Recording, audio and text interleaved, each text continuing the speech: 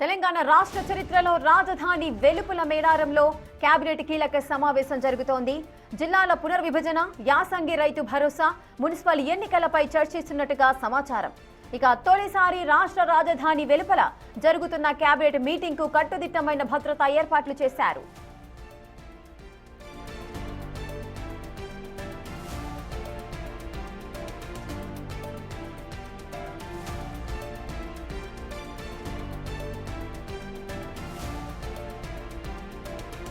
ఇక పూర్తి డీటెయిల్స్ మా ప్రతినిధి వాసు లైవ్ లో అందిస్తారు.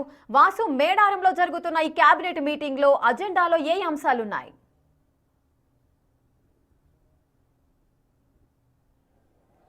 మొట్టమొదటిసారి దేశ చరిత్రలోనే కేబినెట్ సమావేశం ఒక రాష్ట్రానికి సంబంధించి కూడా అడవిలో జరుగుతున్న నేపథ్యం. ఈరోజు మేడారంలో కొద్దిసేపటి క్రితమే ముఖ్యమంత్రి అధ్యక్షతన కూడా కేబినెట్ భేటీ ప్రారంభమైంది.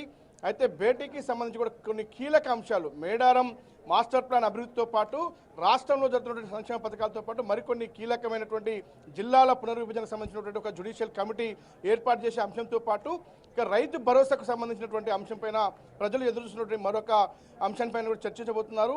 ఇక కీలకంగా గిరిజన ప్రజలకు సంబంధించిన చేయాల్సినటువంటి అంశాలపైన, మరొక మేడారం శాశ్వత అభివృద్ధికి ఇంకా ఏం చేయాలి, ఇప్పటిదాకా ఏం చేశాం, ఏం చేస్తే బాగుంటుందన్న అంశంపైన కూడా మంత్రులతో చర్చించే అవకాశం ఉంది.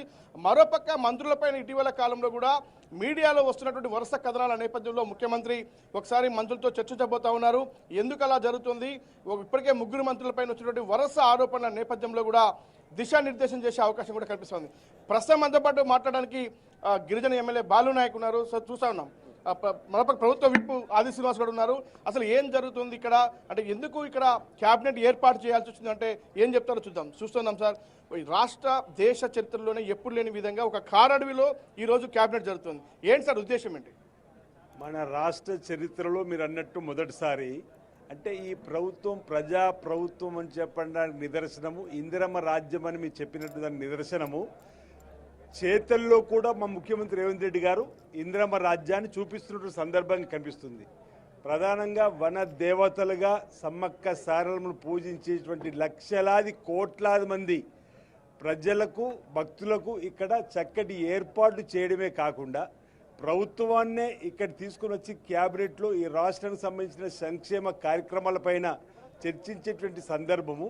అదేవిధంగా మేడారంలో సమ్మక్క సారలమ్మ జాతరలకు వచ్చేటువంటి దానిపైన ఇక్కడ దృష్టి పెట్టి ప్రపంచవ్యాప్తంగా కూడా చరిత్ర కలిగినటువంటి మన వన దేవతలకు సంబంధించిన సమ్మక్క సారలమ్మ యొక్క చరిత్రను, వారి ఆశీస్సులు అందుకోవడానికి వచ్చేటువంటి ఆదివాసులు కానీ, గిరిజనులు కానీ, బలినోలకు సంబంధించిన వాళ్ళు కానీ ఇప్పుడు చాలామంది కూడా ఇక్కడ అంటే కారు చీకటి కమ్ముకునేటువంటి కారడవిలోకి ఈరోజు హెలికాప్టర్ ద్వారా కూడా వచ్చి సమ్మక్క సారలమ్మ దర్శనం చేసుకునేటువంటి పరిస్థితికి వచ్చినటువంటి సందర్భంలో ఇలాంటి సమ్మక్క సారలమ్మ గద్దెల రూపాలను సాంప్రదాయ ప్రకారము గిరిజన పూజారులు ఇచ్చినటువంటి సూచన స్థలాల మేరకు 100 కోట్లు పెట్టి ఇక్కడ అభివృద్ధి చేయడం అనేది పేదల పెన్నిధిని కొంగు బంగారమైనటువంటి సమ్మక్క సారలమ్మ దేవాలయానికి ఇచ్చినటువంటి అత్యంత ప్రాధాన్యం ఇక్కడ మనం గమనించాలి. పేదల దేవుళ్ళుగా ఉన్నటువంటి అక్కడ మా దగ్గర కూడా వేములవాడ రాజన్న అంటే పిలుపులను చూడండి,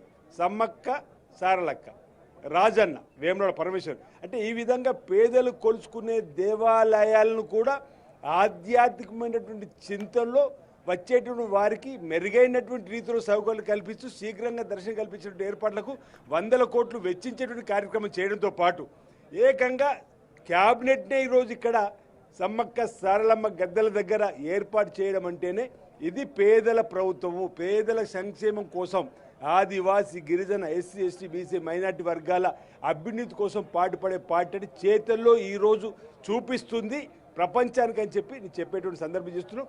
రాబో రోజుల్లో కూడా ఇంకా చక్కటి కార్యక్రమాలతోటి అన్ని ఇక్కడ సమ్మక్క సారలమ్మ జాతరకు రాబోతున్న సందర్భంలో రేపటి రోజు ఇక్కడ జరిగిన అభివృద్ధిని జాతికి అంకితం, భక్తులకు అంకితం చేసే క్రమంలో సమ్మక్క సారలక్కలు కూడా ఈ సందర్భంగా నేను వేడుకుంటున్న వన దేవతలను ఈ ప్రభుత్వానికి చక్కటి దీవెనలు ఇచ్చి ఈ మరోసారి ప్రభుత్వం వచ్చే విధంగా పేద ప్రజలకు పెన్నిది చేసేటువంటి కార్యక్రమాలు ఎలాంటి ఆటంకాలు కూడా చూడు తల్లులని ఈ సందర్భంగా వనదేవతలు వేడుకుంటున్నాను. ఇక్కడ మనతో పాటు దేవరకొండ ఎమ్మెల్యే బాలనాయక్ ఉన్నారు. సార్, ఒక గిరిజన ప్రాంతంలో ఒక గిరిజన ఎమ్మెల్యేగా ఏం చెప్తారు ఇక్కడ జరుగుతున్నటువంటి కేబినెట్ భేటీకి సంబంధించి కావచ్చు, జరుగుతున్నటువంటి అభివృద్ధికి సంబంధించి కావచ్చు? భారతదేశ చరిత్రలో మొట్టమొదటిసారిగా ఒక గిరిజన గూడాన్ని రాష్ట్ర ప్రభుత్వానికి తీసుకొచ్చిన గొప్ప చరిత్ర రేవంత్ రెడ్డి గారిది. మా తండాల్లో మా గూడాల్లో ఇవాళ ప్రభుత్వం మా ఇంటికి వచ్చింది. మేము గర్వపడుతున్నాం. భారతదేశ చరిత్రలో గిరిజన బిడ్డగా మేము గర్వపడుతున్నాం. ఇక రాష్ట్ర క్యాబినెట్ అంతా కూడా మా గూడానికి వచ్చి మా సమ్మక్క సారల యొక్క దీవెనలు తీసుకొని రాష్ట్ర ప్రభుత్వం ముందుకెళ్లాలని ఆలోచన చేసినటువంటి గౌరవ ముఖ్యమంత్రి గారికి గిరిజన బిడ్డగా మేము ధన్యవాదాలు తెలియజేస్తున్నాం. ఇక్కడ ప్రభుత్వం అంటే గతంలో మన ప్రభుత్వాన్ని ఎక్కడో రాజధానిలో ప్రభుత్వం క్యాబినెట్, ఇవాళ గిరిజనుల గూడెంలో క్యాబినెట్ ఇక్కడ తీసుకురావడం అనేది ఒక చరిత్రాత్మకంగా ఉన్నటువంటి ఇటువంటి నిర్ణయాన్ని నిజంగా భారతదేశంలో అది కేవలం రేవంత్ రెడ్డి గారికి మాత్రమే చెందింది. అదేవిధంగా ఇక్కడ అభివృద్ధి గత 10 సంవత్సరాల్లో సమ్మరక్క సారక్కల అభివృద్ధి ఏ విధంగా ఉంది, ఇవాళ మా ప్రభుత్వం వచ్చిన రేవంత్ రెడ్డి గారి సారథ్యంలో ఇక్కడ సీతక్క గారి నాయకత్వంలో బ్రహ్మాండంగా ఇవాళ 100 కోట్ల రూపాయలు ఖర్చు చేసి ఇవాళ ఈ అభివృద్ధి కార్యక్రమం చేయడంతో పాటుగా గిరిజనులకు తండాలకు ప్రభుత్వాన్ని దగ్గర తీసుకొచ్చిన ఘనత ఇవాళ రేవంత్ రెడ్డి గారిది, ప్రజా ప్రభుత్వాన్ని, కాంగ్రెస్ పార్టీది. సార్ ఇక్కడ చూస్తూ ఉన్నారు, మీరు ఇక్కడ నిన్న ఈ రోజు అంతా సందర్శిస్తూ ఉన్నారు, అందరినీ చూస్తూ ఉన్నారు. ఇక్కడ ఉన్నటువంటి గూడాల ప్రజలు కావచ్చు, గిరిజనులు కావచ్చు, ఆదివాసీలు కావచ్చు, ఈ అభివృద్ధి పైన, ఈ క్యాబినెట్ భేటీ పైన ఏం మాట్లాడుకుంటున్నారు? వాళ్ళ జీవితాల్లో మేము చాలా సంతోషించేటువంటి విధంగా ఉన్నారు. ఎందుకున్నారంటే అసలు క్యాబినెట్ ఏంది, ఇక్కడ మా గూడెంలో వచ్చి అలా చర్చలు జరగడం ఏంటంటే మా భవిష్యత్తు ఇక్కడ నిర్ణయం జరుగుతుంది. మా తండాల్లో, మా గూడాల్లో, మా గిరిజన ప్రాంతం సమ్మక్క సారక్క సాక్షిగా మా అభివృద్ధిని కాంక్షిస్తున్న ప్రభుత్వం రేవంత్ రెడ్డి గారు కాబట్టి ఈరోజు క్యాబినెట్ ఇంత గొప్పగా ఇక్కడ మా ప్రాంతంలో నిర్వహిస్తున్న సంతోషాన్ని గిరిజన ప్రజలందరూ కూడా ఇలా గర్వపడుతున్నామని చెప్పి చంద్రబాబు నేను చేస్తున్నాం. చూస్తున్నాం క్యాబినెట్లో ఎలాంటి అంశాలు చర్చించే అవకాశం ఉంది? గిరిజనులకు సంబంధించి ప్రధానంగా పెద్దపీట వేసేందుకు కొన్ని నిర్ణయాలు తీసుకుంటామని తెలుస్తా ఉంది. ఏమైనా తెలిసిందా సార్? ఇప్పటికైతే ప్రభుత్వం సంబంధించిన ఎజెండాను ముందుగానే ప్రకటించినారు. ఇంకా కొన్ని విషయాలు చర్చించేటువంటి అవకాశం ఉంది. ఈ ప్రభుత్వం ప్రజలకు సంబంధించిన సంక్షేమ కార్యక్రమాలు, అభివృద్ధి కార్యక్రమాలు, అన్ని జాతులకు సంబంధించిన గొప్ప నిర్ణయాలు తీసుకున్నటువంటి ప్రభుత్వం. గిరిజనులకు సంబంధించి కూడా చాలా కార్యక్రమాలు గతంలో చేసినారు. గౌరవ ముఖ్యమంత్రి గారి నాయకత్వంలో భవిష్యత్తులో చాలా అభివృద్ధి కార్యక్రమాలు గిరిజన పట్ల చేయడానికి ఈ ప్రభుత్వం రేవంత్ గారి నాయకత్వం సిద్ధంగా ఉన్నది. Thank you. ఎస్, ఇది చూస్తున్నాం. ఒక పక్కన ప్రభుత్వ విప్ ఆది శ్రీనివాస్తో పాటు ఒక పక్కన గిరిజన ఎమ్మెల్యే మాట్లాడుతూ కూడా ప్రజల వద్దకే ప్రభుత్వం అంటే ఇదే, ఖచ్చితంగా కూడా ఇది ఒక రేవంత్ రెడ్డికి మాత్రమే సాధ్యమైంది. ఎందుకంటే క్యాబినెట్ను కారడులో నిర్వహించడం, గిరిజన ప్రాంతాల్లోకే మంత్రులంతా కూడా ప్రభుత్వం అంతా వచ్చి కూడా ఈరోజు మేడారంలో నిర్వహిస్తున్నటువంటి క్యాబినెట్కి సంబంధించి కూడా స్థానికులంతా హర్షం వ్యక్తం చేస్తూ ఉన్నారు. మరి చూడాలి, క్యాబినెట్ అయితే ప్రారంభమైంది. ఎలాంటి అంశాలపైన చర్చ, కీలక అంశాలు, ఎందుకంటే ఏదైతే గిరిజనాల్లో ఉన్నటువంటి ఆదివాసీ ప్రజలకు కావచ్చు, ఇక్కడ ఉన్నటువంటి గిరిజనులకు కావచ్చు, చేసే సంక్షేమ పథకాలపైన ప్రభుత్వం దృష్టి సారబెట్టబోతుంది. మరోపక్క ప్రధానంగా ఈ మేడారం పరిసర ప్రాంత గ్రామాలపైన కూడా దృష్టి సారించి కొన్ని కీలక అంశాలపైన కూడా క్యాబినెట్ ఆమోదం తెలిపే అవకాశం ఉంది. ఇక మేడారం అభివృద్ధి పైన చర్చించబోతున్నారు. శాశ్వత నిర్మాణాలకు సంబంధించి ఇంకేం చేయాలి మేడారానికి అన్న అంశంపైన కూడా క్యాబినెట్లో చర్చించబోతున్న పరిస్థితి కూడా ఉన్నట్టుగా తెలుస్తూ ఉంది.